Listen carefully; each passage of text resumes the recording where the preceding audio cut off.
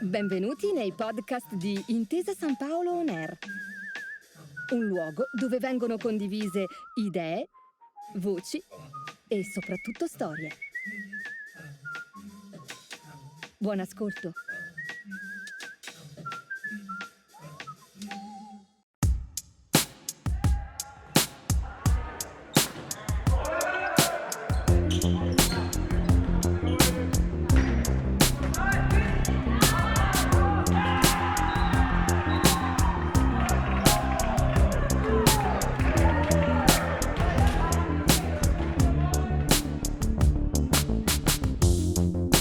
Lo sport è un universo a sé stante, fatto di gesti, fatto di istanti, fatto di valori e fatto anche di parole.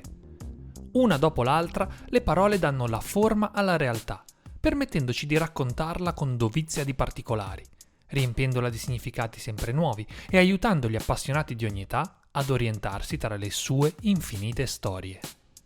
Rete, opposto, tie break, servizio, schiacciata, il mosaico di uno degli sport più belli e dinamici in assoluto, si compone di tanti frammenti scintillanti che definiscono lo scorrere del tempo e che danno il ritmo all'alternanza tra attacco e difesa, in quel continuo gioco di incastri e di rincorse, di schiacciate e di bagher che è la pallavolo.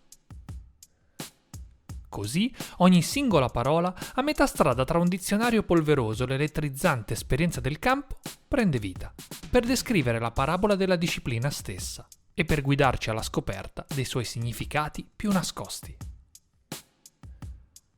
Per farlo, in questo viaggio, saremo accompagnati anche dai campioni della Lube Volley, che attraverso i propri ricordi e gli aneddoti più cari ci offriranno le loro chiavi di lettura sulle parole del volley.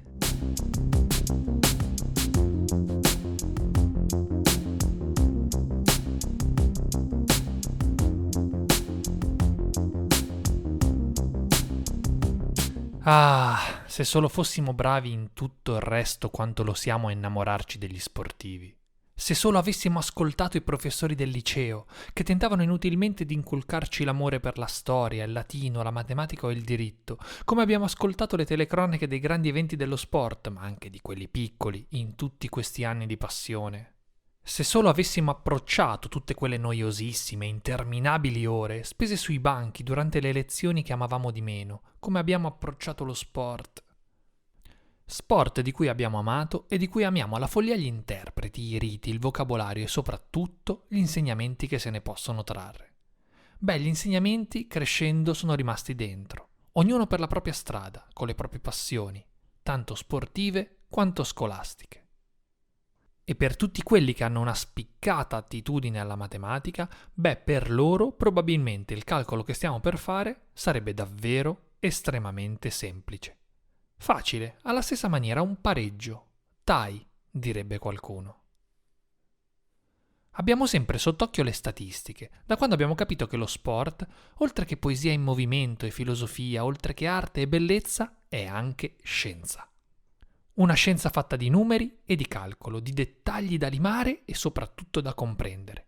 Una scienza delicata, per una disciplina che spesso decide i propri vincitori per pochissimi centimetri, specie quando, per decretare la fine di un match, serve ricorrere al tie break.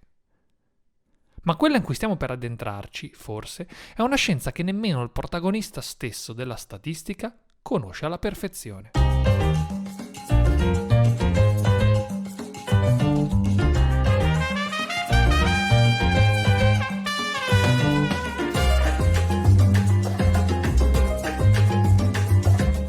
Osmani Juantorena nasce a Santiago de Cuba in un caldissimo lunedì di agosto del 1985 e fa percepire fin da subito, e a tutti, la sua voglia di affermarsi nello sport.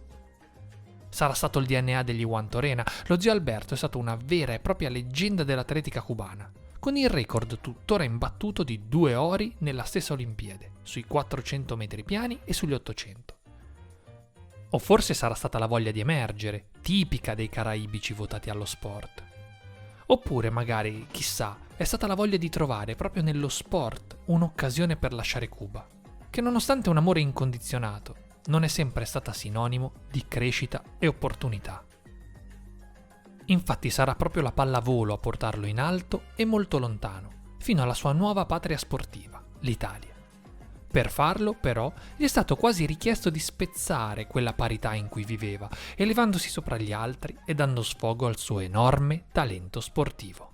Ma, oddio, il primo ricordo riguarda tantissimi anni fa, quando ho iniziato, insomma, questo percorso pallavolistico a scuola, tra l'altro, che ero uno dei più alti, che mi disse un professore: ti piace la pallavolo? Vorresti fare pallavolo? E boh, proviamoci. E quindi da lì, ecco, sono andato a casa mia e ho iniziato questo percorso, insomma, pallavolistico della mia carriera. È così che Osmani si trova ad esordire nel massimo campionato cubano ad appena 12 anni. È un periodo storico molto particolare per lo sport e non solo, in cui ci si affaccia alla fine del millennio con un misto di paura e di curiosità. La stessa curiosità con cui si comincia anche a parlare di un giovane pallavolista caraibico che muove i primi passi, o sarebbe meglio dire salti, in una disciplina di cui diventerà uno dei massimi esponenti nel mondo per i successivi 25 anni. Un mondo in cui si affermerà anche, se non soprattutto, per la sua innata capacità di essere decisivo, di spezzare la parità, emergendo sugli altri nei punti più importanti del match. Lui è l'uomo della palla che cambia la partita. Lui è l'uomo del tie break.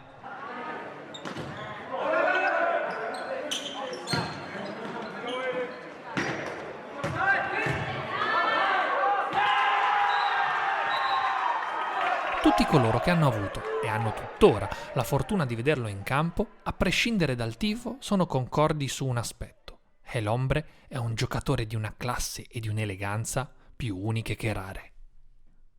Un talento assoluto, che fa sembrare semplici anche le cose difficili, come se per lui la pressione della palla decisiva non esistesse affatto. Ma anche la classe e l'eleganza più cristalline, però, prima o poi devono fare i conti con un aspetto crudele, quasi spietato della pallavolo: il tie break. È l'atteso momento della verità, che si materializza quando le squadre, dei primi 4 set, hanno fatto una spartizione perfetta. Un momento che potremmo paragonare, con le dovute proporzioni temporali, ai duelli senza appello tra lo sceriffo e il bandito nei grandi film western. Oppure la singolar tenzone tra due eleganti spadaccini che si incrociano in una radura inglese di fine Settecento, per mettere finalmente fine alle proprie divergenze. È il momento conclusivo, il gran finale. È Luke Skywalker che si infila nel tunnel di scarico della Morte Nera, per sganciare il suo missile e distruggere finalmente il perfido impero. È la resa dei conti. È, in 2 parole, il tie break.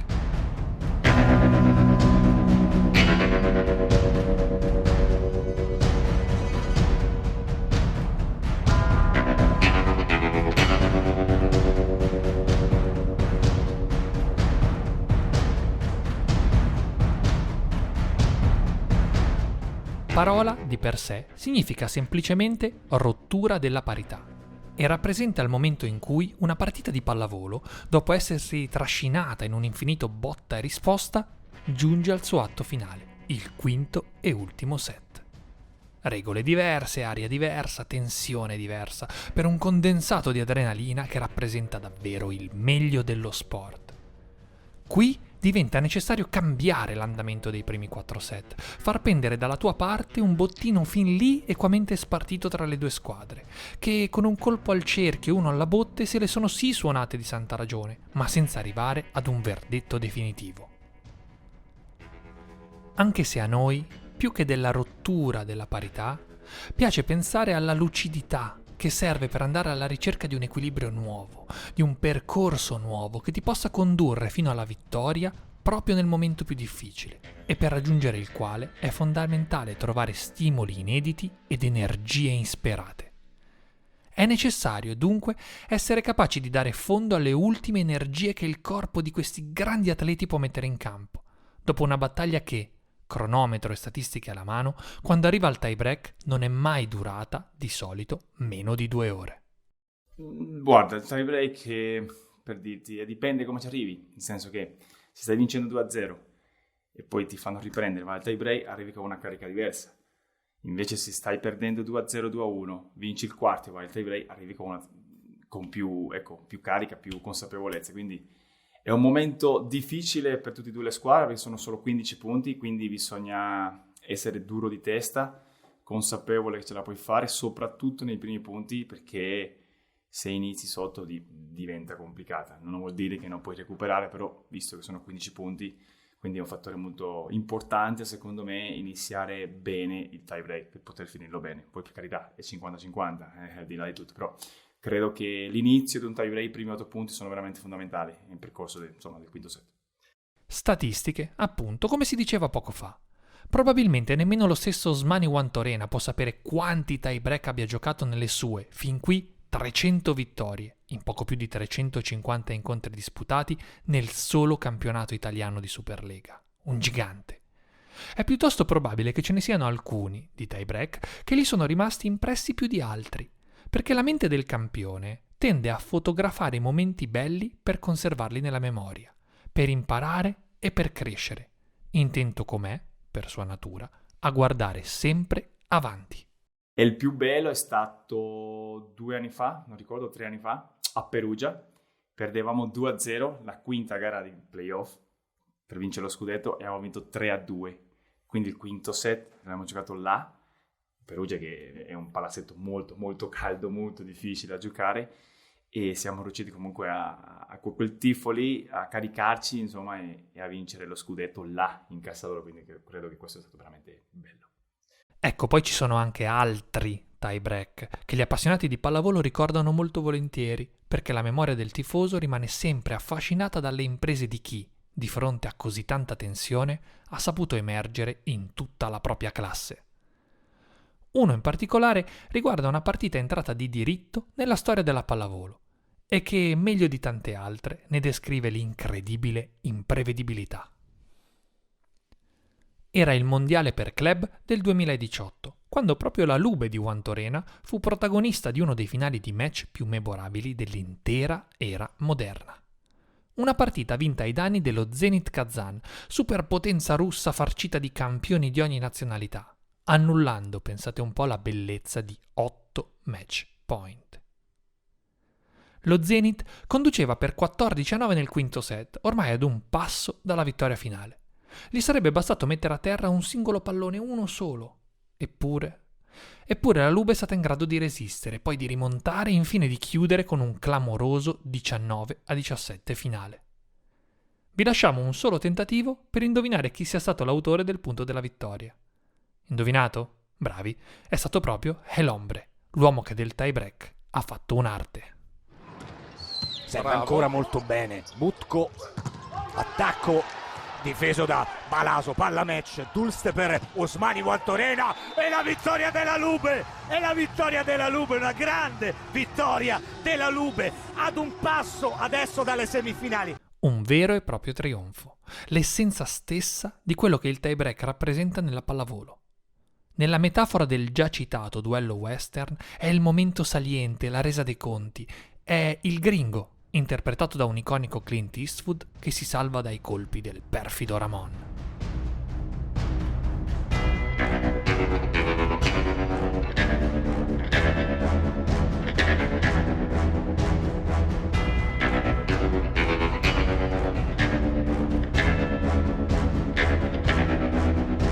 Colpiscilo al cuore, Ramon. Questa è storia del cinema, Sergio Leone, e la bellezza all'italiana, che racconta l'emozione di un momento cristallizzato nel tempo. Come sembra sospesa nell'etere anche la palla alzata in direzione dello schiacciatore prima del punto che chiuderà il tie break. Colpire al cuore. Il cuore, quello che notoriamente deve essere gettato oltre l'ostacolo nel momento in cui le energie fisiche e nervose vengono meno. Nel momento in cui la lucidità svanisce, i corpi fanno fatica e le menti cominciano a vacillare. Proprio come succede in ogni tie break.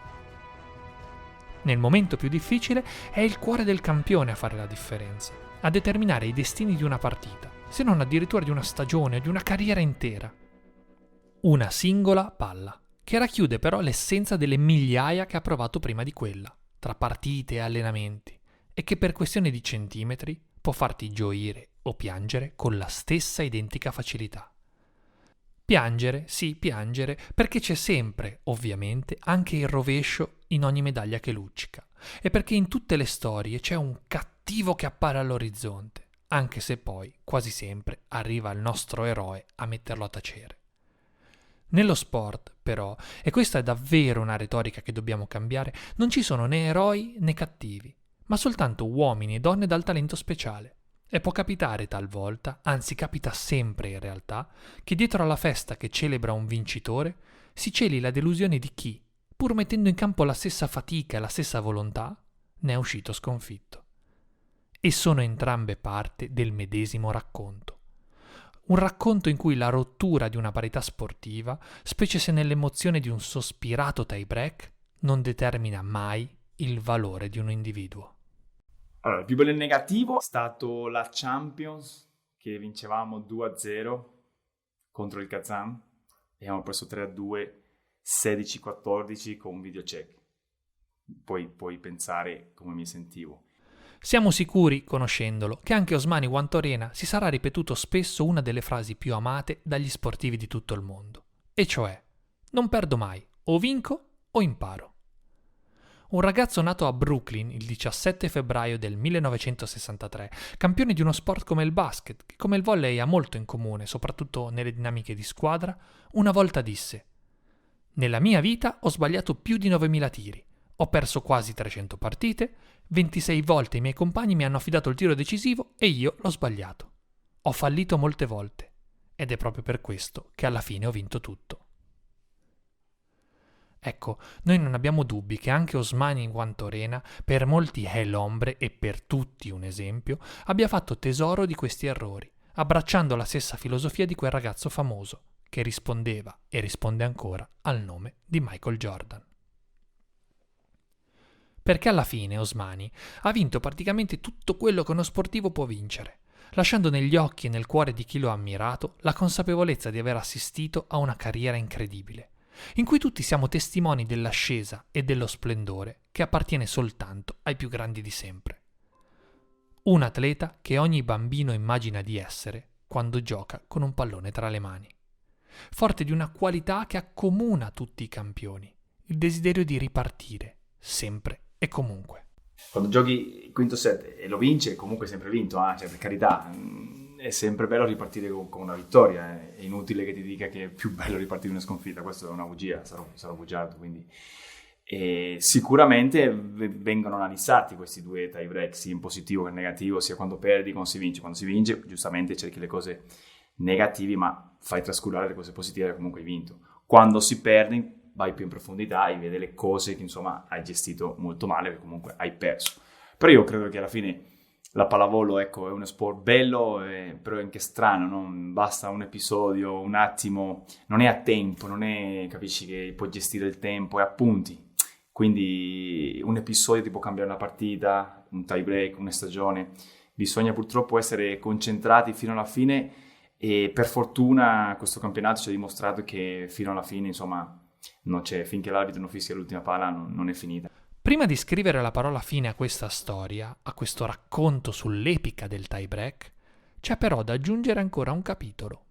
Un capitolo speciale, che a differenza di quello che potremmo mai trovare in un bel libro, può essere raccontato solo aprendo il cuore a uno dei ricordi più emozionanti e vividi della storia recente della nostra pallavolo tricolore.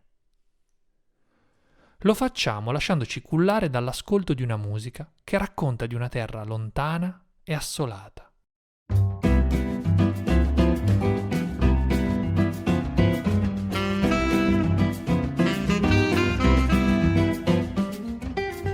Una terra in cui una ragazza passeggia su una famosa spiaggia brasiliana.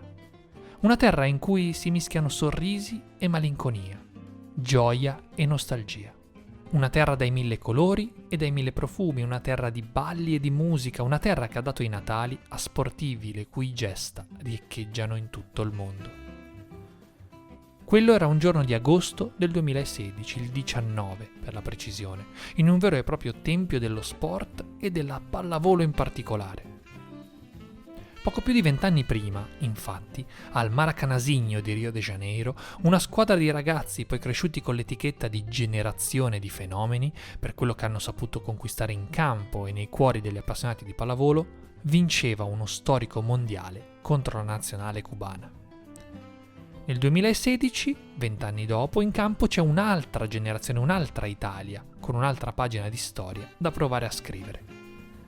In mezzo un ostacolo a stelle e strisce, quella nazionale americana che si è presentata a Rio de Janeiro con il classico dente avvelenato e il desiderio di rivincita, dopo l'eliminazione ai quarti di finale del torneo di Londra 2012, proprio ad opera dei nostri azzurri.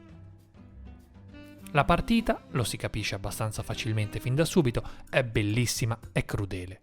È resa tale, da un lato, dal valore delle due formazioni e dall'altro dall'altissima posta in palio, cioè un posto nella finale olimpica. I primi due set sono praticamente identici, ma a parziali invertiti. 30-28 il primo, 26-28 il secondo. Mentre nel terzo invece succede qualcosa che spesso abbiamo visto sui campi di gara di qualsiasi sport. Nella metacampo italiana si spegne la luce. Il gioco vacilla, la nostra struttura crolla e perdiamo il set 25-9. È un'autentica mazzata per i nostri, che hanno solo 3 minuti per riprendersi dallo shock e un solo set per provare a restare aggrappati alla partita, portandola al tie break. Il quarto set è un vero e proprio frullatore di fuochi d'artificio, in cui assistiamo ad un'infinita carambola di emozioni, e tra le tante cose che succedono c'è anche una delle serie al servizio più famose della storia della pallavolo, quella in cui Ivan Zaitsev detronizza da solo tutta la difesa americana.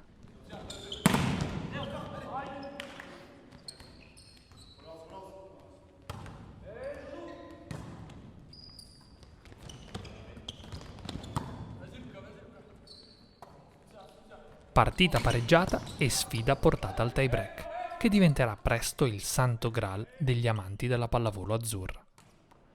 In palio c'è un posto nella finale per l'oro e dopo una maratona di nervi e muscoli affrontiamo il quinto set sull'onda di un entusiasmo che, forse, non speravamo nemmeno di poter ritrovare. Alla fine riusciamo a prendere qualche punto di vantaggio, con in mezzo anche le chicche di un ace clamoroso di Juan Torena e di un punto in ricezione del nostro libero, che ci trascinano fino ad un cristallino e bellissimo 14-9 per noi. È match point Italia. Se non vi ricordate com'è andata, il finale è facile da scrivere, perché quando risali da un canyon come quello in cui erano cascati gli azzurri, nulla ti può più fermare, e l'attacco americano, in quell'ultimo pallone del tie break, si è infranto contro il muro azzurro, regalandoci così le porte di Olimpia. Ecco dunque che cos'è per noi un tie break, l'espressione massima della dicotomia tra bellezza e crudeltà, tra estasi e tracollo, tra esaltazione e sconfitta. È un funambolo che cammina su una corda troppo sottile per i suoi piedi, che a malapena sorreggono un corpo traballante e in equilibrio precario. Davanti a sé la vittoria, sotto il baratro. Ecco che cos'è un tie break. È arrivare stremati dopo 2 ore di partita a giocarsi la vittoria, spremendo dal cuore e dal cervello, prima ancora che dal corpo, le ultime energie rimaste. Filosofando pure sui perché, direbbe qualcuno, perché c'è molta filosofia anche in una partita di pallavolo, specie se arriva all'ultimo atto. Perché vuol dire che nessuna delle due squadre è riuscita a prevalere così nettamente sull'altra, tanto da giudicarsi una vittoria netta. O perché magari una delle due squadre, proprio sul più bello, proprio da un passo dalla vittoria, ha ceduto alla rimonta avversaria. O forse ancora è stata l'altra a crederci abbastanza ed è stata capace di non mollare di fronte ad uno score che sembrava definitivamente compromesso. Ecco che cos'è un tie break, così beffardo e spietato, così anarchico da non durare nemmeno quanto gli altri 4 set precedenti. Perché lui un po' se ne frega dell'opinione di chi lo deve giocare, di chi lo deve allenare o arbitrare, di chi fa il tifo e di chi quel tifo lo spinge, urlando in un microfono. Il tie break pretende, letteralmente, tutto quello che hai da dare, fino all'ultima goccia di sudore, fino all'ultimo pallone che cade, fino a quel fischio, quel verdetto che decreta un vincitore e un vinto. Come si dice? Ah sì, o vittoria o muerte. Si fa per dire ovviamente, ma questo è lo sport e queste sono le sue magnifiche parole.